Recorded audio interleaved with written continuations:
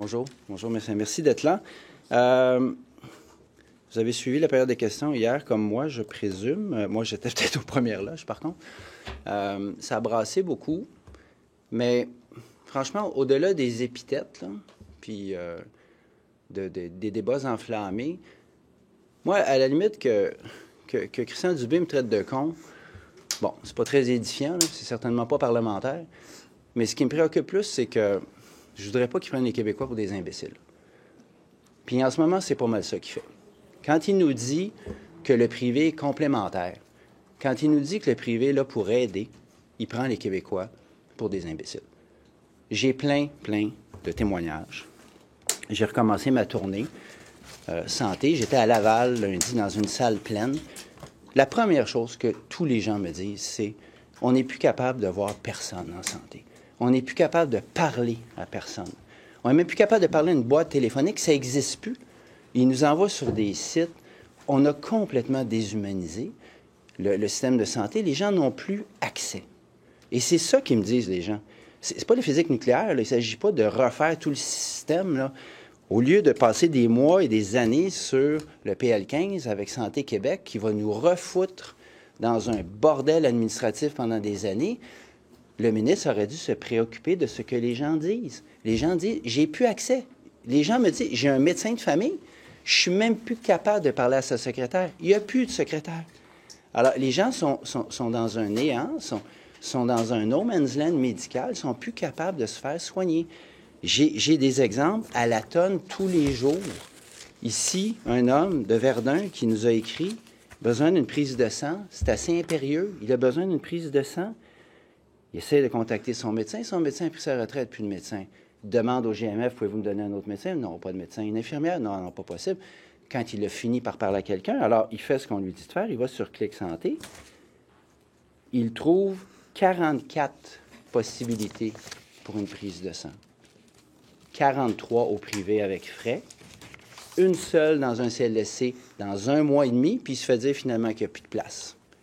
Qu'est-ce que ce citoyen-là fait? Bien, il sort sa carte de crédit, puis il va payer parce qu'il a besoin d'une prise de sang. Il a besoin d'une prise de sang. Alors, quand le ministre là, fait des faux fuyants, puis se cache derrière des écrans de fumée, notamment en attaquant l'opposition parce qu'on fait notre travail, bien, il prend les Québécois pour des imbéciles. Je suis désolé, parce que le privé, là, c'est plus complémentaire au Québec. Quand tu fais une recherche comme ça, là, puis que tu arrives à la seule solution, là, c'est d'aller payer, c'est plus complémentaire. C'est obligatoire. Je pourrais vous en raconter toute la journée, des histoires. J'en raconte juste une autre. J'étais chez Guillaume Clich-Rivard récemment, dans Saint-Henri-Saint-Anne, une dame de 73 ans qui a des problèmes de santé, qui vit dans un HLM avec son mari, besoin d'une prise de sang, elle aussi. Son CLSC lui dit, il va falloir aller au privé, madame.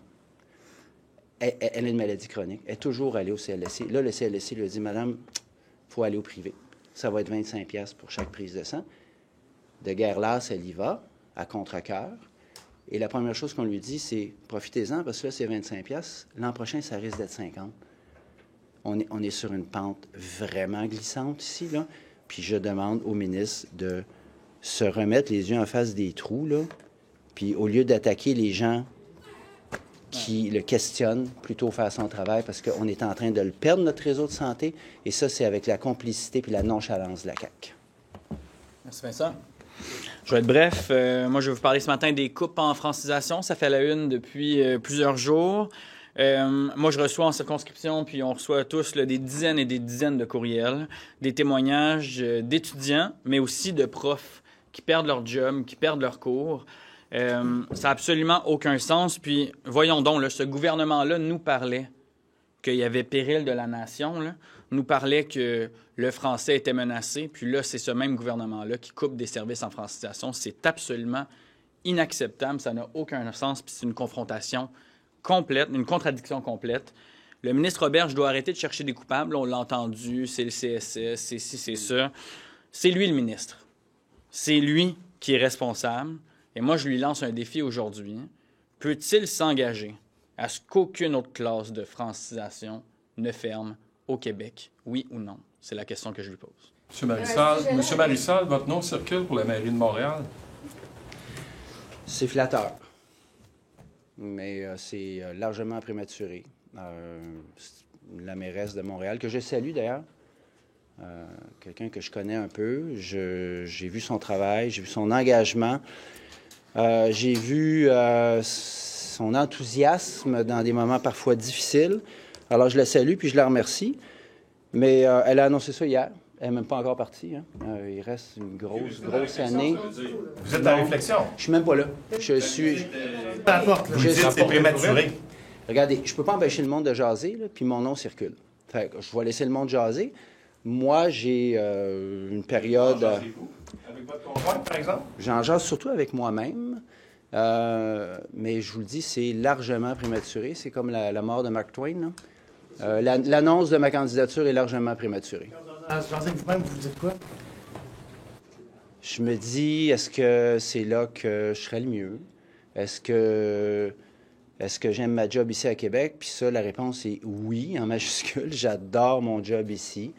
J'ai été élu par les gens de Rosemont 2 fois plutôt qu'une. Je mène un combat sincère, notamment, je pense que vous l'aurez compris, contre la privatisation des soins de santé. Mais comme je vous dis, là, c'est tombé comme une tonne de briques. Hier, la décision de Valérie Plante de ne pas se représenter, je ne suis pas là. Fait que vous pouvez me scrummer jusqu'à midi, là, je vais vous dire la même affaire. Mais vous ne fermez pas la porte. En fait, vous ne fermez aucune porte. On peut dire ça. Vous pouvez dire ça. Mais vous sentez qu'il y a une contribution importante que vous pourriez apporter quand même. Vous dites qu'il y a quelque chose que je pourrais amener à la Ville de Montréal. Je trouve ça flatteur que des gens pensent ça de moi. Et j'ai besoin de faire une entrevue avec moi-même. J'ai besoin de discuter. J'ai besoin de... Oui, vous avez raison. C'est une question familiale aussi, la politique. Alors, honnêtement, en ce moment, j'en suis pas à aucune décision, même pas proche. Vous, depuis le départ d'Émilie Lessard-Terrien, ça a été un peu plus difficile ici? Non, le départ d'Émilie a été difficile pour moi personnellement, pour elle personnellement, pour le caucus, on se le cachera pas. On a eu un printemps de merde, on va se le dire. Là. Ça n'a pas été facile. Là. Puis ça serait ridicule d'essayer de vous convaincre du contraire. Cela dit, il faut passer à autre chose. Il faut tourner la page, faire autre chose. Je ne crois pas avoir diminué d'intensité dans mon travail ici. J'ai gardé un contact excellent avec Émilie. C'est un rendez-vous qui n'a pas été possible pour plein de raisons, puis on ne fera pas l'histoire aujourd'hui. Vous savez, si je n'étais pas heureux là, ici, là, puis que si je ne croyais pas à ma job ici, puis que je n'étais pas heureux comme député de Rosemont, j'aurais fait autre chose. J'ai des ressources. Je peux faire autre chose. Alors, je suis député de Rosemont, puis très heureux de ça. Est-ce que vous avez parlé avec des gens du projet Montréal hier? Non. Vous pensez pouvoir prendre une décision parce que il va y avoir des spéculations, puis on va toujours se demander est-ce que vous faites ça parce que vous pensez vous positionner pour la mairie. Donc, est-ce que d'ici Noël, par exemple, vous engagez à trancher ou à quel moment vous allez prendre une décision? Je n'ai pas de réponse à votre question. Honnêtement, je vous répète, est-ce que ça sera entre la dinde et la toca? Je ne le sais pas. Est-ce que ça sera à l'Halloween? J'en sais rien. Écoutez, cette nouvelle-là, elle est tombée sur les épaules de tout le monde et des Montréalais hier. J'ai besoin de digérer tout ça. Puis, mais quels sont vos liens avec Projet Montréal, par exemple? assez minimaux, je vous dirais. En tout cas, organisationnellement, j'ai d'excellents contacts avec les maires et les conseillers, les conseillères de Rosemont et autour, parce que c'est pas mal tout du monde de projet. Cela dit, j'ai des bons contacts avec les autres aussi, mais il se trouve que l'environnement rosemontois, est de Montréal, est très Projet Montréal.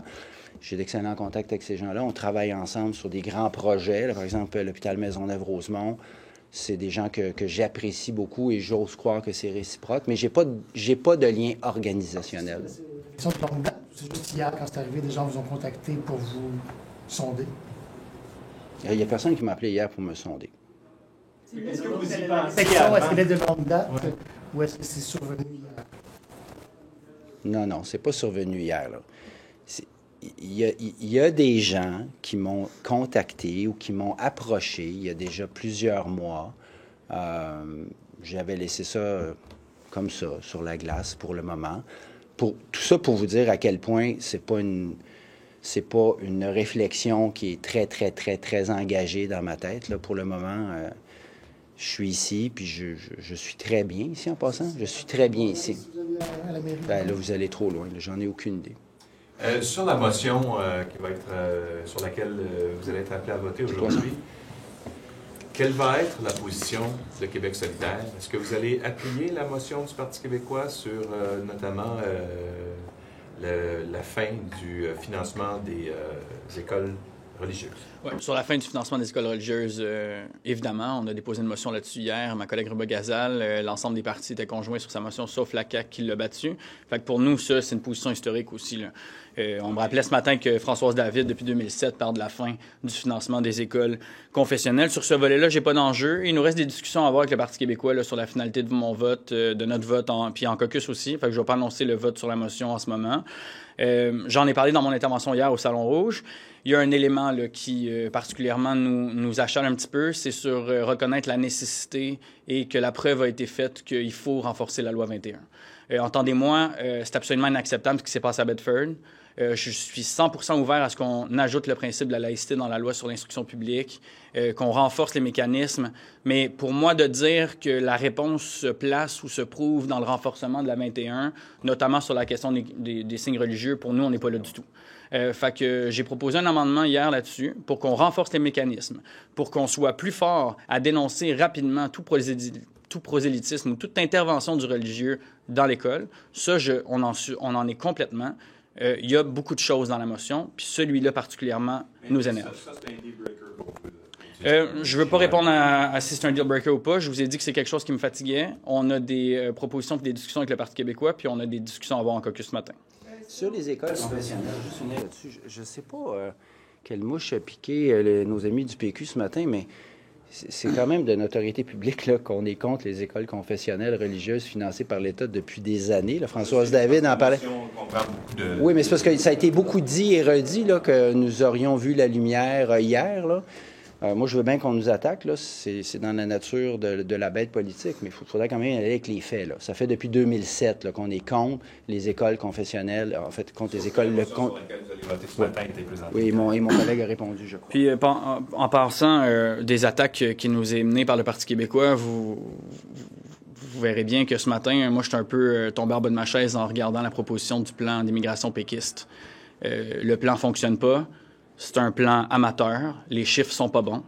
Il n'y a aucune explication de comment on passerait de 600 000 à 300 000 temporaires. C'est facile de le dire, mais s'il n'y a aucune démonstration qui est faite, ça n'a pas vraiment de valeur pour nous. On nous parle de réduire l'immigration permanente, l'économique, là, dans le volet économique. C'est là où on choisit notre immense part d'immigration francophone. C'est là où le Québec choisit ses immigrants économiques, qu'on réduise l'apport des immigrants francophones qui vient contrebalancer les autres catégories où on ne le fait pas, là, dans le familial ou dans le refuge, par exemple. Pour moi, ça dépasse l'entendement. C'est là où on va chercher nos candidats francophones puis qu'on met la place du français. De dire qu'on va couper ça de moitié, je la comprends pas. Puis on allègue qu'il y a de la sensibilité pour les familles. Les chiffres péquistes sur le regroupement familial ne fonctionnent pas. Ils sont pas à jour. Les arriérés ou tout ce qui est démontré, les maths ne fonctionnent pas. Donc moi, ce matin, honnêtement, je suis déçu de l'amateurisme du Parti québécois sur leur plan d'immigration. Je m'attendais à quelque chose de beaucoup plus étoffé, de beaucoup plus étayé puis de solide. Et malheureusement, là, on s'est entêté à avancer vers un chiffre de 35 000 permanents. Entendez-moi bien, là, sur le temporaire, il faut qu'on diminue. 600 000, c'est absolument inacceptable. Mais de focaliser sur le 35 000 du permanent, on tape sur le mauvais clou. Ça se tient pas. Ça tient pas la route, la proposition. La question de la francisation, M. Robert, j'ai comme laissé entendre ce matin dans une entrevue que, vu qu'on manque d'argent pour franciser tout le monde, on devrait peut-être prioriser des gens qui ont l'intention de s'installer au Québec pour de bon versus des travailleurs qui sont là seulement de façon temporaire. Qu'est-ce que vous pensez de cette idée-là? Là, M. Robert, j'essaie de faire diversion sur le fait qu'il ferme des classes, puis qu'il y a des jobs qui sont perdus par des profs. Fait qu'il peut bien nous faire des propositions en francisation, là, je vais les étudier, là. Mais moi, ce que j'y demande, c'est de stopper l'hémorragie. Il y a des jobs qui vont être perdus dans 2 semaines. Il y a des gens qui perdent leur cours là. Fait que là, ma solution puis sa proposition, on peut bien l'étudier sur un plan de francisation. D'ailleurs, on l'attendrait, ce plan-là. Là. Puis on pourra discuter de qui on francise ou qui on francise pas. Cela dit, il y a une partie des temporaires qui sont destinés à rester de manière permanente. Fait que comment il va même démêler tout ça, c'est une grande question. Là, on ne le sait pas vraiment en amont. Qui c'est qui va se qualifier 2 ans plus tard? Puis justement, le fait d'avoir acquis le français te qualifie. Donc, pour moi, c'est un petit peu l'œuf avant la poule, là. Comment qu'on va choisir ceux qu'on va franciser en vue de l'immigration permanente si c'est le critère du français qui fait en sorte que tu te qualifies sur le permanent? C'est un petit peu tourné en rond. Fait que moi, ce que je lui demande, là, c'est d'arrêter là, ces sorties-là ou d'arrêter les recherches de coupables, là, puis de s'engager devant tous les Québécois à ce que tous ceux qui ont des cours actuellement, puis tous ceux qui ont des jobs en francisation actuellement, là, maintiennent leur job d'ici la fin du mois. C'est ça l'engagement qu'ils devraient prendre. Les propositions des seuils d'immigration du fédéral vont couper de 20 c'est ce qu'ils veulent faire. Qu'est-ce que vous en pensez? Bien, le ministre Miller se réveille un peu trop tard. Tant mieux, il faut qu'on réduise ces chiffres-là. Cela dit, le Québec a son plan d'immigration qui est séparé. Donc, je ne m'attends pas à ce qu'il y ait d'énormes impacts pour le Québec dans ce plan-là. Ce qu'il faut qu'on attaque davantage, c'est la réduction de l'immigration temporaire. Et ça, jusqu'à l'indépendance, puis jusqu'à au moins la renégociation de l'accord Canada-Québec, ben, c'est le fédéral qui va en gérer la grande partie. Fait que moi, c'est là où je veux des résultats le plus vite possible. Il y a des choses qui sont avancées, là, mais c'est trop peu. Donc, tant mieux là, que ça se réveille au fédéral.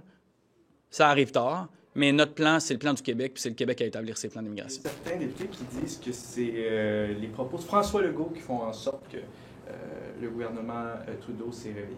Je vais laisser les analystes là, puis M. Miller répondre à s'il a besoin d'entendre François Legault pour décider de ses plans d'immigration. Là. François Legault, par contre, lui, fournit pas la marchandise. Il est où le plan de réduction de l'immigration temporaire caquiste? Où est-ce qu'on va réduire l'immigration temporaire? La CAQ a des pouvoirs sur la sélection des étudiants étrangers puis sur une grande majorité des travailleurs étrangers temporaires. La seule mesure qu'on nous a mis de l'avant en septembre, c'est une réduction de 3-4 000 personnes. On est très, très loin de la réduction des 600 000. Fait que si M. Legault veut se péter les bretelles, je l'encouragerais d'abord et avant tout de nous fournir des mesures tangibles où lui va réduire l'immigration temporaire au Québec. Merci. I just have one. On the vote today that is to end public funding for religious schools. I understand Monsieur Nadeau-Duclos will ask about this, but has the QS done any impact assessment of such a decision if the funding was cut to the private religious schools? Would some of them be forced to close? Have you examined those questions in taking the position you have? Well, it's a position that we're standing since 2007. It's a long-lasting position. My colleague from Mercier Rubagazal presented that such an assessment should be done, but that the very core principle is that we should be looking forward cutting this funding. So all the assessments and all the details of that proposition is still debatable. We're looking forward to study this she filed a mandat d'initiative. I don't know the exact word in English, but that's what she filed for that discussion to happen, for those experts to be heard, and then for us to find solutions. Our plan is not for students to lose their classes. Our plan is for the public and non-religious system of education that we're deciding for Quebec that impacts and applies in every single class and every single school.